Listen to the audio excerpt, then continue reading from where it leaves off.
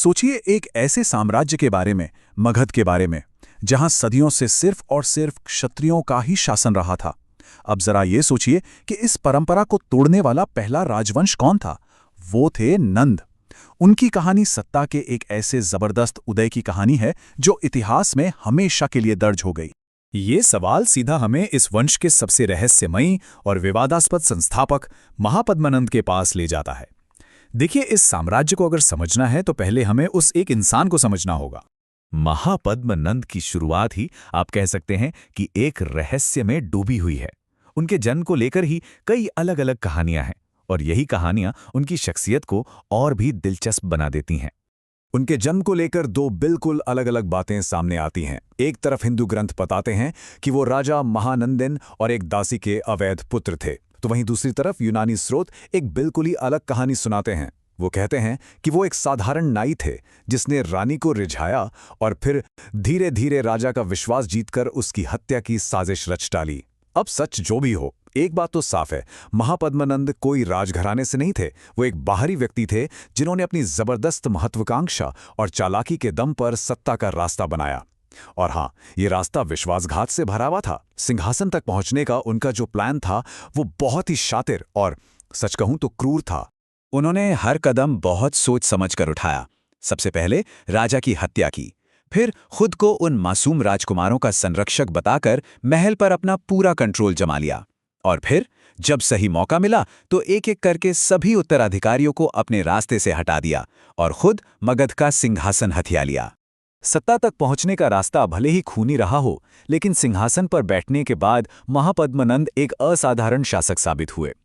उन्होंने मगध को एक ऐसी बुलंदी पर पहुंचाया जिसकी शायद किसी ने कल्पना भी नहीं की थी।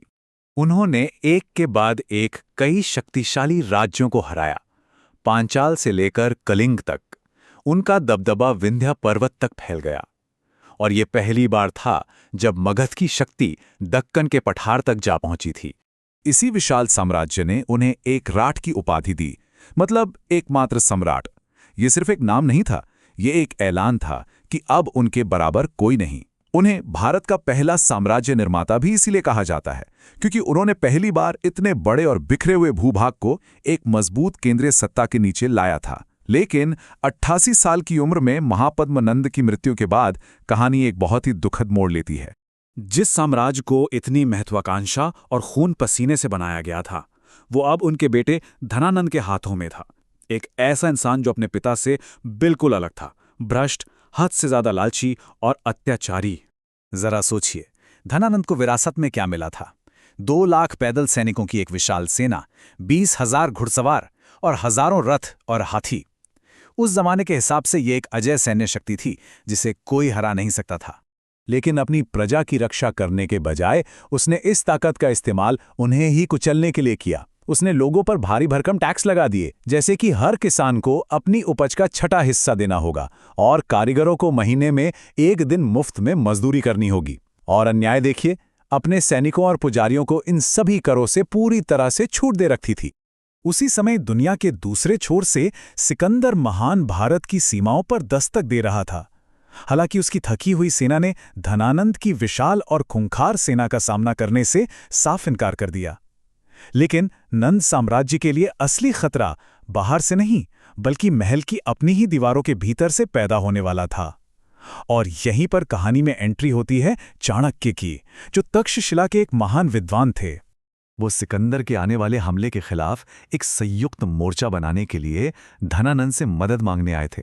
लेकिन उस अहंकारी राजा ने न सिर्फ उनकी मदद करने से इनकार कर दिया, बल्कि बड़ी सभा में उनका बुरी तरह से अपमान भी किया।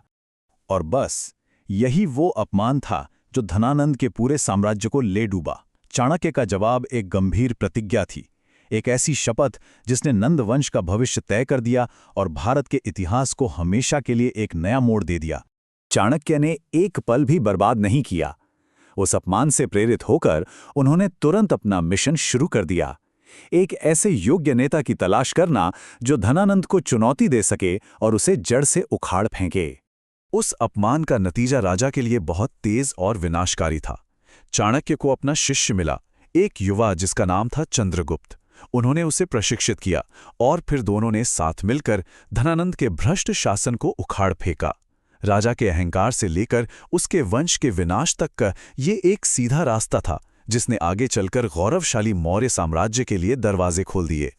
तो नंद वंश की ये पूरी कहानी, इसके उदय से लेकर इसके पतन तक, हमें एक बहुत ही बुनियादी सवाल पर सोचने के लिए छोड़ जाती है। किसी साम्राज्य को असल में क्या चीज़ टिकाए रखती है? उसकी सेनाओं की ताकत, या फिर उसके शासकों का चरित्र और उनका न्याय?